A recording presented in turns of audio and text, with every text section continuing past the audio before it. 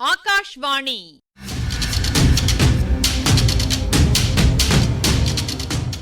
பொன்னியின் செல்வங்கள் வாசிப்பும் ஆய்வும்.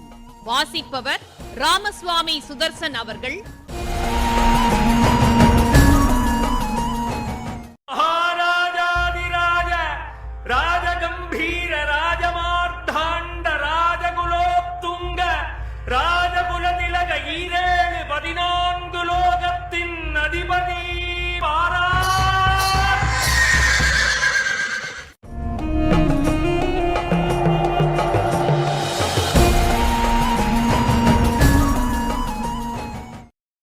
புத்த சங்கத்தார் கொடுத்த ராஜ்யத்தை ஏற்றுக்கொள்வதில் இருக்கும் சங்கடங்கள், அபாயங்கள், ஆபத்துக்கள் பற்றி பொன்னியின் செல்வர் அருள்மொழிவர்மர் வந்தியத்தேவனுக்கு விளக்கிக் கொண்டிருந்தார். வல்லத்து இளவரசருக்கு இப்போது இவ்விடத்து நிலைமை புரிந்ததா என்றான் ஆழ்வார்க்கடியான். புரிந்தது புரிந்தது. அங்கே விஷ்ணு பெரியவரா சிவன் பெரியவரா என்று சண்டை போடுகிற மூடர்களைப் போல இங்கேயும் உண்டு என்று புரிந்தது என்றான் வந்தியத்தேவன். நீங்கள் இங்கே சண்டை ஆரம்பித்து விடாதீர்கள். இரவு வெகுநேரம் ஆகிவிட்டது. அதோ பெரகரா ஊர்வலத்திலிருந்து ஜனங்கள் கலைந்து வரும் சத்தமும் கேட்கிறது. இனிமேல் சற்று தூங்கலாம் என்றார் இளவரசர். எனக்கு தூக்கம் வராது. நடுவீதியில் கையை தட்டி அழைத்து நம்மை உயிருடன் சமாதியாகாமல் காப்பாற்றிய அம்மாள் யார் என்று தெரிந்து கொண்டால்தான் தூக்கம் வரும். அவள் யார் என்பது இன்னும் எனக்கும் தெரியாது. ஆனால் அவளைப் பற்றி எனக்கு தெரிந்த செய்திகளை வேணுமானால் சொல்லுகிறேன். கேட்க விரும்பினால் என் அருகில் வந்து உட்காருங்கள் என்று சொன்னார் இளவரசர். வந்தியத்தேவனும் ஆழ்வார்க்கடியானும் ஆர்வத்துடன் எழுந்து போய் இளவரசரின் கட்டிலுக்கு பக்கத்தில் கீழே உட்கார்ந்தார்கள். இளவரசர் சொல்லத் தொடங்கினார். நான் சிறு பையனாயிருந்தபோது ஒரு சமயம் காவேரி நதியில் என் பெற்றோர்களுடன் படகில் போய்க் கொண்டிருந்தேன். என் தமையனும் என் தமக்கையும் கூட அந்தச் சமயம் படகில் இருந்தார்கள். அவர்கள் ஏதோ பேசிக் கொண்டிருந்தார்கள். நான் மட்டும் காவேரி நதியின் நீர் சுழித்து ஓடுவதையும் அந்தச் சுழிகளில் சில சமயம் கடம்ப மலர்கள் அகப்பட்டு கொண்டு சுழல்வதையும் கவனித்துக் கொண்டிருந்தேன். அந்தச் சின்னஞ்சிறிய பூக்கள் அப்படி சுழலில் அகப்பட்டு தவிப்பதை பார்த்து எனக்கு வேதனை உண்டாகும். சில சமயம் படகின் ஓரமாக குனிந்து தவிக்கும் கடம்ப மலர்களை நீர் சுழல்களிலிருந்து எடுத்து விடுவேன். அப்படி எடுத்துவிட்ட ஒரு சமயத்தில் தவறி தண்ணீரில் விழுந்து விட்டேன். தலைகுப்புற விழுந்தபடியால் திணறி திண்டாடிப் போனேன். காவேரியின் அடிமணலில் என் தலை இடித்த உணர்ச்சி இப்போதும் என் நினைவில் இருக்கிறது. பிறகு வேகமாக ஓடிய தண்ணீர் என்னை அடித்து தள்ளி கொண்டு போனதும் நினைவிருக்கிறது. எங்கேயோ வெகு தூரத்தில் பலருடைய கூக்குரல்களின் சத்தம் கேட்பது போல இருந்தது. மூச்சு திணறத் தொடங்கியது. சரி, காவிரி நதி நம்மை கடலில் கொண்டு போய் தள்ளிவிடப் போகிறது என்று நினைத்து கொண்டேன். பெற்றோர்களும் தமக்கையும் தமையனும் நம்மை காணாமல் எவ்வளவு துன்பப்படுவார்கள் என்ற நினைவு உண்டாயிற்று. அந்தச் சமயத்தில் யாரோ என்னை இரு கைகளாலும் வாரி அணைத்து எடுத்தது போல இருந்தது. அடுத்த கணத்தில் தண்ணீருக்கு மேலே வந்துவிட்டேன். தலை, கண், மூக்கு, வாய் எல்லாவற்றிலிருந்தும் தண்ணீர் வழிந்து கொண்டிருந்தது. ஆயினும் என்னை வாரி எடுத்து காப்பாற்றிய கைகள் என் கண்ணுக்கு தெரிந்தன. பிறகு அந்த கரங்களுக்குரியவரின் முகத்தையும் பார்த்தேன். சில கண நேரம்தான் என்றாலும் அந்த முகம் என் மனத்தில் பதிந்து விட்டது. இதற்கு முன் எப்போதோ பார்த்த முகமாகவும் தோன்றியது. ஆனால் இன்னார் என்பதாகத் தெரியவில்லை. பின்னர் அந்த கைகள் வேறு யாரிடமோ என்னை கொடுத்தன. மறுகணம் நான் படகில் இருந்தேன். தாய், தந்தை, தமக்கை, தமையன் எல்லோரும் என்னை சுற்றி கொண்டார்கள். அவர்களுடைய துயரமும் பரிவும் அன்பும் ஆதரவும் என் கவனத்தை முழுவதும் கவர்ந்து விட்டன. சிறிது நேரத்திற்குப் பிறகு என்னை தண்ணீரிலிருந்து எடுத்து காப்பாற்றியது யார் என்பதை பற்றி கேள்வி எழுந்தது. ஒருவரை ஒருவர் கேட்டுக்கொண்டார்கள். என்னையும் கேட்டார்கள். நானும் சுற்றும் முற்றும் பார்த்தேன். அந்த தெய்வீகமான முகத்தை எங்கும் காணவில்லை. ஆகையால் கேள்விக்கு மறுமொழி சொல்ல முடியாமல் விழித்தேன். கடைசியில் எல்லோருமாகச் சேர்ந்து காவிரி அம்மன்தான் என்னை காப்பாற்றியிருக்க வேண்டும் என்று தீர்மானித்தார்கள். நான் நதியில் விழுந்து பிழைத்த தினத்தில் ஆண்டுதோறும் காவேரி அம்மனுக்கு பூஜை போடவும் ஏற்பாடு செய்தார்கள். ஆனால் என் மனத்தில் மட்டும் திருப்தி ஏற்படவில்லை. என்னை காப்பாற்றியது காவேரி அம்மனாயிருந்தாலும் சரி, வேறு மானிட ஸ்திரீயா இருந்தாலும் சரி, என் மனத்தில் பதித்திருந்த அவளுடைய திருமுகத்தை இன்னொரு தடவை தரிசிக்க வேண்டும் என்ற தாபம் என் மனத்தில் குடிகொண்டு விட்டது. காவேரி நதிப்பக்கம் போகும்போதெல்லாம் திடீரென்று அந்த தேவி நீரிலிருந்து எழுந்து எனக்கு தரிசனம் தரமாட்டாளா என்ற ஆசையுடன் அங்குமிங்கும் பார்ப்பேன். நாளாக ஆக அவள் ஒரு மானிட ஸ்திரீயாகவே இருக்கலாம் என்ற எண்ணம் வலுப்பட்டது. ஆகையால் எந்த திருவிழாவுக்குப் போனாலும் அங்கே கூடியுள்ள மூதாட்டிகளின் முகங்களையெல்லாம் நான் ஆர்வத்தோடு உற்று பார்ப்பது வழக்கம். சில காலத்துக்குப் பிறகு அப்படி பார்ப்பது அவ்வளவு நல்ல வழக்கமன்று என்பதை உணர்ந்தேன். வருஷம் ஆக ஆக மறுபடியும் அந்த தெய்வ முகத்தை தரிசிக்கலாம் என்ற ஆசையை இழந்து விட்டேன். சுமார் 1 வருஷத்துக்கு முன்னால் நமது தென்திசை படைகளின் மாதண்ட நாயகனாகி நான் இங்கு வந்து சேர்ந்தேன். பிறகு முன்பே சேனாதிபதி பூதி விக்ரமகேசரி இலங்கையில் பல பகுதிகளை பிடித்திருந்தார். இந்த அனுராதபுரம் பல தடவை கைமாறி அப்போது மறுபடியும் மகிந்தன் படைகளின் வசத்தில் இருந்தது. இந்த நகரை நம் வீரர்கள் முற்றுகையிட்டிருந்தார்கள். முற்றுகை நடந்து கொண்டிருந்த சமயத்தில் நான் இலங்கையின் பல பகுதிகளையும் பார்த்து தெரிந்து கொள்ள விரும்பினேன். பொறுக்கி எடுத்த 1000 வீரர்களை என்னுடன் சேனாதிபதி அனுப்பி வைத்தார். நம் சைன்யத்தின் வசப்பட்டிருந்த எல்லா பகுதிகளுக்கும் காடு மேடு மலை நதி ஒன்றுவிடாமல் போய் அந்தந்த பிரதேசங்களின் இயல்பை நன்கு தெரிந்து கொண்டு வந்தேன். இந்த இலங்கை தீவையொட்டி கடலில் பல சிறிய தீவுகள் உண்டு என்பது உங்களுக்கும் தெரிந்திருக்கும். அந்த தீவுகளுக்கும் போய் பார்த்து வந்தேன்.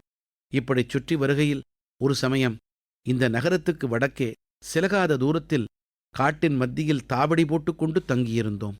நாங்கள் தங்கியிருந்த இடத்தின் பக்கத்தில் யானை இரவுத்துறை இருந்தது. அங்கே இலங்கைக்கு கிழக்கேயுள்ள கடலும் மேற்கேயுள்ள கடலும் மிக நெருங்கி வந்து ஒரு குறுகிய கால்வாயின் மூலம் ஒன்று சேருகின்றன. அந்த துறையின் வழியாக சில சமயம் யானை கூட்டங்கள் இலங்கையின் வடபகுதிக்குச் செல்லுவது வழக்கமாம். ஆகையால் அந்த இடத்துக்கு யானை இரவு என்று பெயர் வந்ததாகச் சொல்லுகிறார்கள். நாங்கள் அங்கே தங்கியிருந்த சமயத்தில் ஒரு விசித்திரமான சம்பவம் நிகழ்ந்தது. இரவு நேரங்களில் தாவடிக்கு சமீபத்தில் ஒரு புலம்பல் குரல் கேட்டது. அது மனித குரலா, பக்ஷியின் குரலா, விலங்கின் குரலா என்று முதலில் தெரியவில்லை. கேட்பவர்கள் ரோமம் சிலிர்க்கும்படியான சோகம் அதில் தொனித்தது. முதலில் தாவடியின் ஓரத்தில் இருந்த வீரர்கள் காதில் விழுந்தது. அதை அவர்கள் பொருட்படுத்தாமல் இருந்தார்கள். பிறகு பாசறையைச் சுற்றிலும் பல இடங்களிலும் கேட்டது. என்னிடத்திலும் சிலர் வந்து சொன்னார்கள். நான் அதை லட்சியம் செய்யவில்லை. பேய் பிசாசு என்று பயப்படுகிறீர்களா? அப்படியானால் ஊருக்கு திரும்பிப் போய் அம்மா மடியில் பயமின்றி படுத்து தூங்குங்கள் என்று சொன்னேன். இதனால் அவர்களுக்கு ரோஷம் வந்துவிட்டது. அப்படி ஓலமிடுகிற குரல் மனித குரலா, விலங்கின் குரலா அல்லது பிசாசின் குரலா என்று தெரிந்து கொள்ள தீர்மானித்தார்கள். ஓலம் வந்த இடத்தை நோக்கி ஓடிப்போய் பார்த்தார்கள். அவர்கள் அருகில் நெருங்கியதும் அந்த குரலுக்குரிய உருவம் ஓடத் தொடங்கியது. அது ஒரு பெண்ணின் உருவம் போல தோன்றியது. ஆனால் அந்த உருவத்தை இவர்களால் பிடிக்க முடியவில்லை. அதற்குப் பிறகும் அந்த ஓலம் நிற்காமல் அடிக்கடி கேட்டுக்கொண்டிருந்தது. முதலில் அதை நான் லட்சியம் செய்யாமல் இருந்தேன். ஆனால் என்னுடைய வீரர்களுக்கு இதைத் தவிர வேறு பேச்சே இல்லாமல் போய்விட்டது. உண்மையிலேயே சிலர் பயப்பிராந்தி கொண்டு விட்டார்கள். அதன் பேரில் மர்மம் இன்னதென்பதை கண்டறிய தீர்மானித்தேன். ஒரு நாள் இரவு அந்த ஓலம் வந்த திசையை நோக்கி நானும் சில வீரர்களும் சென்றோம். புதர் மறைவிலிருந்து ஒரு ஸ்திரீ உருவம் வெளிப்பட்டது. ஒரு கண நேரம் எங்களை பார்த்துவிட்டு திகைத்து நின்றது.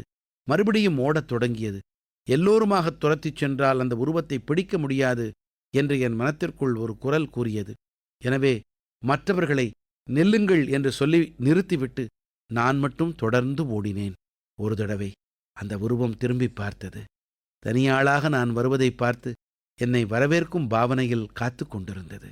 இப்போது எனக்கும் திகிலாகத்தான் போய்விட்டது.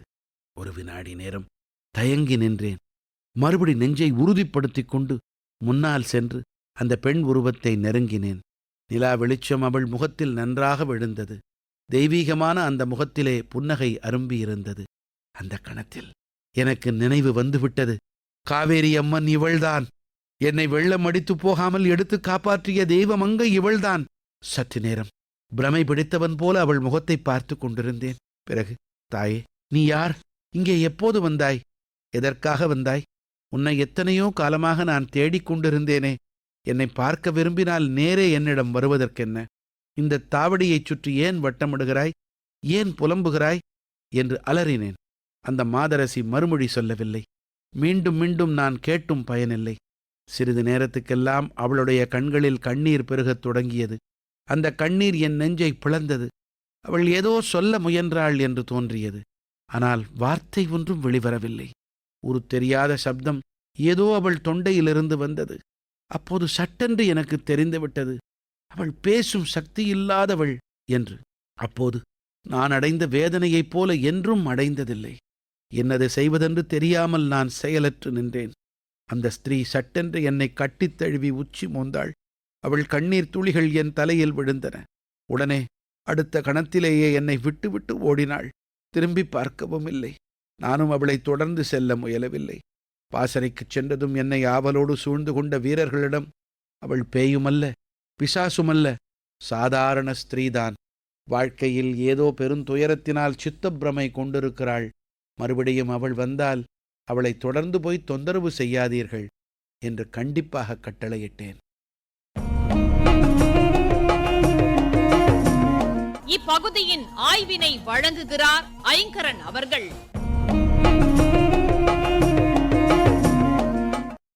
மனித சுபாவங்கள்ல இருக்கிற கோணல்களை, வக்கரங்களை எத்துணை நாசூக்கா எடுத்து காட்டுறார் கல்கி.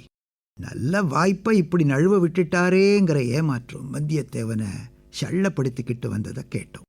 அதற்கான காரணத்தை இளவரசர் விளக்கிற வரையில அவன் பட்ட பாட்டை பாருங்க. நம்மை போல சாதாரண மனிதர்கள்னு வேடிக்கையா சொன்னார் பொன்னியின் செல்வர். அவ்வளவுதான். வல்லவரையரின் தன்முனைப்பு சீறிக்கிட்டு வருது. உங்களையும் திருமலையப்பனையும் பத்தி எது வேணும்னாலும் சொல்லிக்கிங்க, என்ன மட்டும் சாதாரண மனிதன்னு சொல்லிட வேண்டாம். தனது வானர்குல பெருமை பாடுற பாட்டை சொல்லிட்டு, அந்த கிரீடத்தை தூக்கி என் தலையில நானே சூட்டிக்கலாமான்னு கூட பார்த்தேன். திருமலையப்பன் போட்டிக்கு வந்துடுவாரோன்னு தான் சும்மா இருந்துட்டேன்னு தன் ஏமாற்றத்தை தணிச்சுக்கிட்டான்.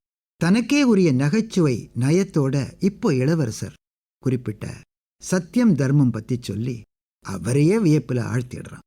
இயல்பாகவே நகைச்சுவை உணர்வு இருக்கிறவங்கள ஏமாற்றமும் கவலையும் பாதிக்கிறது இல்ல அல்லவா? மத தலைவர்கள் ராஜரிக காரியங்கள்ல தலையிட்டா மதத்துக்கும் கேடு, ராஜ்யத்துக்கும் கேடுன்னு அருள்மொழிவர்மர் சொன்னதை கேட்டோம். மன்னர்களின் தனி வாழ்விலும் பொது வாழ்விலும் பௌத்த குருமார்கள் செலுத்தின செல்வாக்க பத்தி மகாவம்சத்திலையும் ராஜ வழியிலும் செய்திகள் இருக்கின்றன.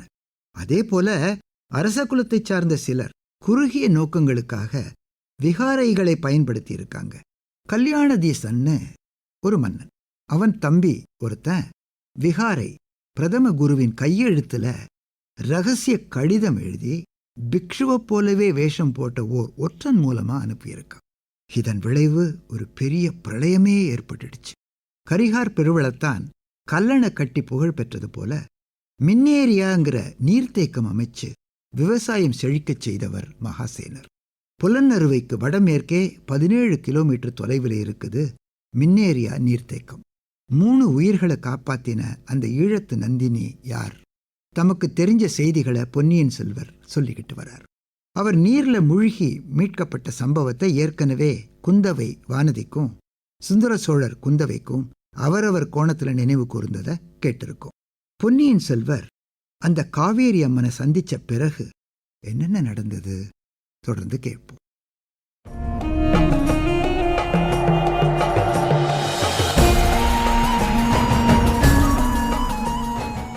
பொன்னியின் செல்வங்கள் வாசிப்பும் ஆய்வும் கேட்டீர்கள்.